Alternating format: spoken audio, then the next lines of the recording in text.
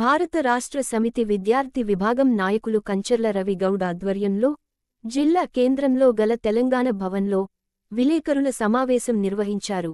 రవి గౌడ్ మాట్లాడుతూ, ఈ కాంగ్రెస్ ప్రభుత్వం ఏర్పడినప్పటి నుండి రాష్ట్రంలో ఉన్న సాంఘిక సంక్షేమ ఏకలవ్య వసతి గృహాల్లో సరియైన ఆహారం అందివ్వక, సరియైన మౌలిక వసతులు కల్పించకపోవడం వల్ల బడుగు బలహీన పేద విద్యార్థులు చాలా ఇబ్బందులకు గురవుతున్నారని అన్నారు. ఈ కార్యక్రమంలో జిల్లా నాయకులు మట్టే శ్రీనివాస్, నాయకులు కోడం వెంకటేష్, కోడి రోహిత్ సాయి, కోలాపురం అరవింద్, బైరగొని హర్షిత్, అభిషేక్, నవీన్, తిరుపతి తదితరులు పాల్గొన్నారు. బియ్యంలో పురుగులు రావడం మరియు స్నానాలు చేద్దామంటే నీళ్ళు లేని పరిస్థితి మన రాష్ట్రంలో కొన్ని హాస్టల్లో ఉండడం జరుగుతుంది. నిజంగా ఈ రాష్ట్ర ప్రభుత్వం కానీ ఈ కాంగ్రెస్ ప్రభుత్వానికి విద్యార్థుల మీద ఇంత శ్రద్ధ లేదా అని ఈ సందర్భంగా మేము సూటిగా ప్రశ్నించడం జరుగుతుంది.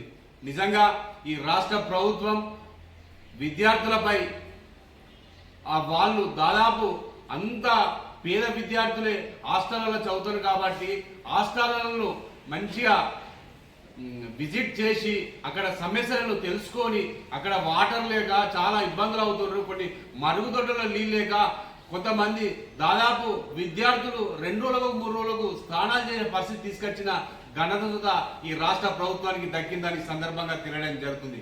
నిజంగా ఈ రాష్ట్ర ప్రభుత్వం ఆనాడు కేసీఆర్ గారి ప్రభుత్వంలో ఎక్కడ ఎన్ని హాస్టళ్లలో ఎంత బాగుంది, ఇప్పుడు ఎట్లున్నదని మేము అడుగుతున్నాం. నిజంగా విద్యార్థి తల్లిదండ్రులు హాస్టళ్లకు విద్యార్థులు పంపాలంటే చాలా ఇబ్బందులు అవుతున్నారు, భయభ్రాంతులు అవుతున్నారు.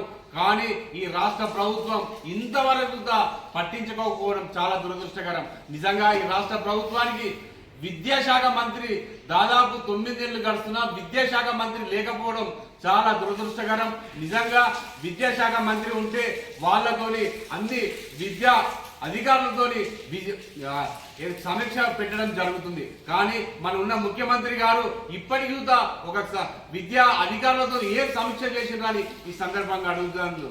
నిజంగా ఈ రేవంత్ రెడ్డి గారు మొత్తం రాష్ట్ర వేరే ఎమ్మెల్యేలను తీసుకునేందుకే శ్రద్ధ వహిస్తున్నారు. కానీ విద్యా సమస్యలను అక్కడ ఎక్కడేసిన కొంగడి అక్కడే ఉన్నదని ఈ సందర్భంగా తెలియడం జరుగుతుంది.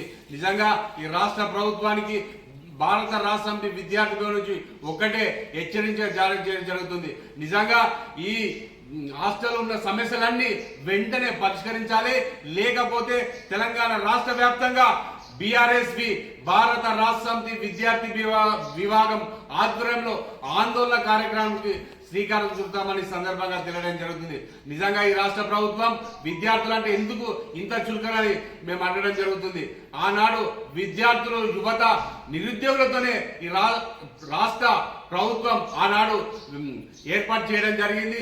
ఆ రాష్ట్ర ప్రభుత్వం కూడా విద్యార్థులను మోసం చేసింది, అలాగే నిరుద్యోగులను మోసం చేసిందని సందర్భంగా తెలియడం జరుగుతుంది. ఖచ్చితంగా ఇక్కడ ఉన్న హాస్టళ్లలో ఎక్కడ బాగలేకపోతే అక్కడ హాస్టల్ వార్డెన్ కానీ అధికారులను కానీ వాళ్లకు కరెక్ట్ సరైన అక్కడ లేదు పరిస్థితి ఉంటే ఖచ్చితంగా వాళ్ళని సస్పెండ్ చేయాలని కూడా మేము భారత రాష్ట్ర సమితి పక్షాన మేము డిమాండ్ చేస్తున్నాం.